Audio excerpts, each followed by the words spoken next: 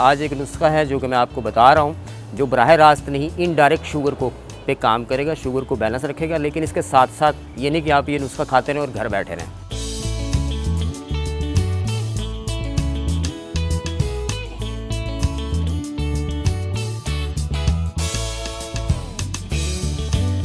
बिस्मिल्लाहिर्रहमानिर्रहीम, अस्सलाम वालेकुम वरहमतुल्लाह। मैं हूँ हकीम रज़ा इलाही और आप देख रहे हैं मेरा यूट्यूब चैनल। आजकल जदीद मुआशरती जो अमराज़ हैं, दुनिया के अंदर नित नए अमराज़ पैदा हो रहे हैं और कुछ जदीद मुआशरती अमराज़ हैं। जदीद मुआशरती अमराज़ में जो सबसे मुश्किल जो मर्ज़ है इस वक्त, वो पसमानदा ममालिक हों या दुनिया के तरक्की याफ्ता ममालिक हों, इन तमाम जो ममालिक हैं दुनिया के, वो इस मर्ज़ में मुब्तला हैं और इसकी शरह दिन ब दिन बढ़ती जा रही है। ये है शुगर, जिसे हम ज़ियाबीतस के नाम से पुकारते हैं। शुगर जो है वो असल में मॉडर्न मुआशरे जब वजूद में आए तो शुगर पैदा हुई। इससे पहले शुगर थी लेकिन उसकी शरह ऐसी नहीं थी।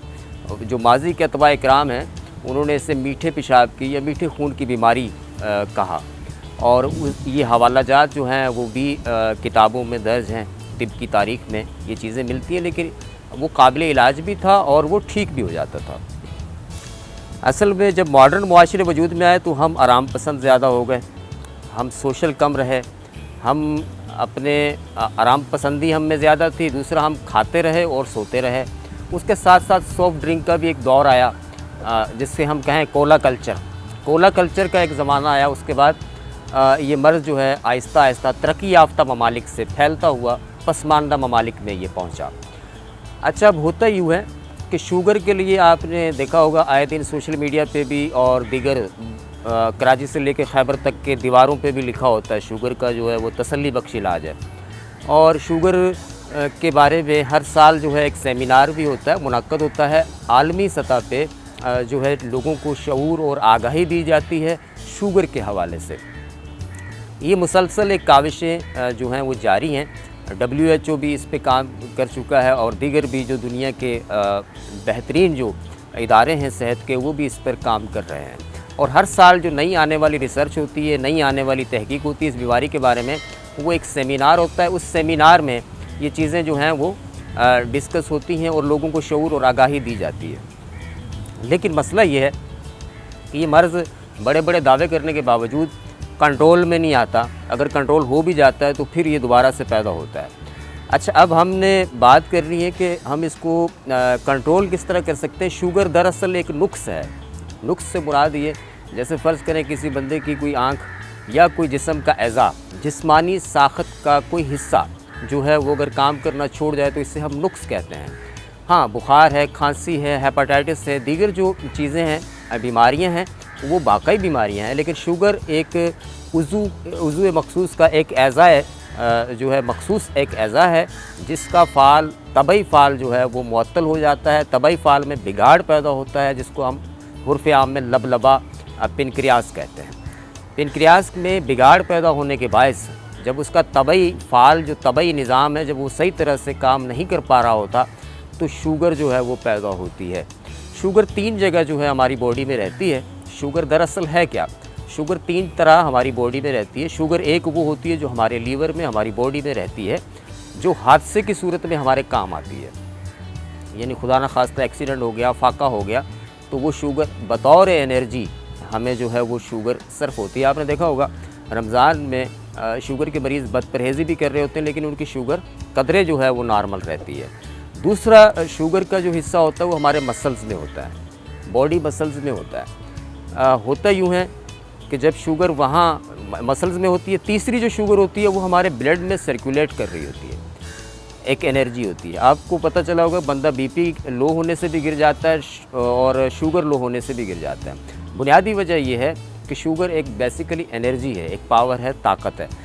इसका जो निज़ाम है 3 हिस्सों का जो अल्लाह ताला ने मुकर्रर किया हुआ, जो हमारे बॉडी के अंदर है, इसमें तबई बिगाड़ पैदा होने का नाम शुगर है। यानी आपने देखा होगा कि शुगर जो मरीज़ हैं उनके मसल्स वीक हो जाते हैं। शुगर बॉडी के अंदर जो जितनी इस्तेमाल होती है वो तो ठीक है, और जो स्टॉक होती है, जो रखी जाती है हादसाती तौर पे, वो 2 जगह पर होती है। ये सारा निज़ाम बिगड़ कर ब्लड के अंदर आ जाती है। और उसको कम करने के लिए सल्फाडायाजीन या एलोपैथिक जो भी मेडिसन है वो इस्तेमाल की जाती हैं, या हर्बल में कड़वी चीज़ों का इस्तेमाल ज़्यादा कराया जाता है। खुसूसन करेला हो गया, जैसा कि आप समझ लें, जामुन की गुठली हो गई, तुम्मा हो गया, गुड़मार बूटी हो गई, इस तरह के नुस्खे आपको अक्सर जो है वो मिलेंगे। हमने करना ये है, हमने शुगर को बराह रास्त टारगेट नहीं करना। हमने क्या करना है, शुगर की वजह से पेनक्रियास वीक होता है, पेनक्रियास की वजह से मैदा कमज़ोर होता है, इसके साथ साथ जो हम मेडिसन ले रहे होते हैं उससे गुर्दे ख़राब होते हैं, इसके साथ साथ कार्डिक का निज़ाम, जो दिल का निज़ाम है, वो भी मुतासिर होता है। एक उम्र में एक वक्त के बाद जो सल्फाडायाजीन मेडिसन होती है शुगर की, जब हम मुसलसल इस्तेमाल करते रहते हैं तो हमारा जिस्म, हाथ पाँव शुगर वाले मरीज़ों के सुन्न होना शुरू हो जाते हैं। सुन्न होते ही इन्फेक्शन होने के जो चांसेस होते हैं, ख़तरात होते हैं, वो बढ़ जाते हैं। तो हमने ये करना है कि दिफाई निज़ाम को मुतहर्रिक रखना है। आपको पता है कि वसीम अकरम जो हमारे बेहतरीन क्रिकेटर हैं, उनको 16-17 साल की एज से शुगर है और माशाल्लाह से वो एक नॉर्मल लाइफ जी रहे हैं। वजह सिर्फ ये कि उन्होंने शुगर के साथ कंप्रोमाइज़ किया है, उसको मेंटेन रखते हैं वो। उनको ये पता है कि मैंने अपनी एनर्जी को बहाल रखना है, वो किस तरह से रखना है वो उसको रखते हैं। जब तक शुगर का मरीज़ अपने शुगर जो है उसको रीड करता रहे, उसके बाद अपनी बॉडी को मेंटेन नहीं रखेगा, तब तक शुगर का कोई इलाज नहीं होगा।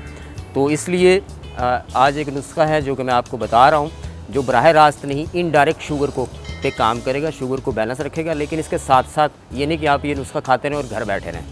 आपको वॉक भी करना ही है, आपको जो है वो खाने में भी एहतियात बरतनी है कि मैंने क्या खाना है, क्या नहीं खाना। इसका एक बाकायदा शेड्यूल होता है। मेरे एक दोस्त हैं डॉक्टर, वो उनकी शुगर अभी माशाल्लाह 6-7 साल से उनको शुगर थी, अभी उनकी शुगर मेंटेन है, बैलेंस में है। तो उनकी रूटीन ये है कि वो जो आटे की भूसी होती है, आटे की जो छान होती है, वो आटे में ज़्यादातर जो होती है आटा जो चक्की का आटा होता है, जिसे हम गंदम का देसी आटा कहते हैं, वो आटा जो होता है उसकी छान जो होती है, उसमें से जो छान निकलती है, भूसी निकलती है, वो भूसी 3 हिस्से और 1 हिस्सा आटा, यानी इनको मिक्स करके वो रोटी बना के इसकी खाते हैं। इसके साथ ड्राई फ्रूट खाते हैं, फ्रूट भी खाते हैं और प्रोटीन भी लेते हैं।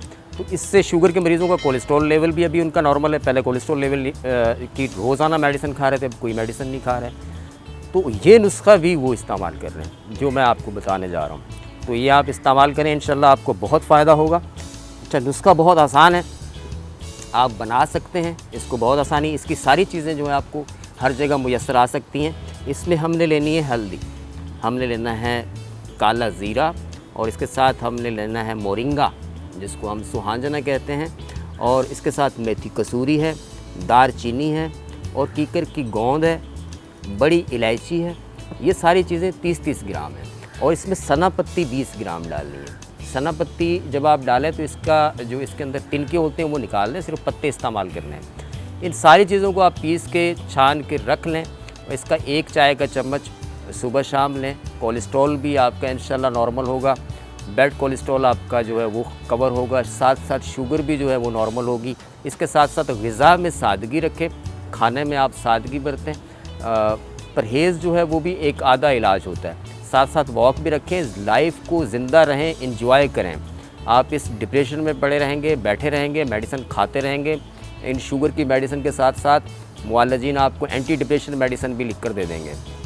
तो ये ख्याल रखिएगा, आपने जो है लाइफ को एंजॉय करना है।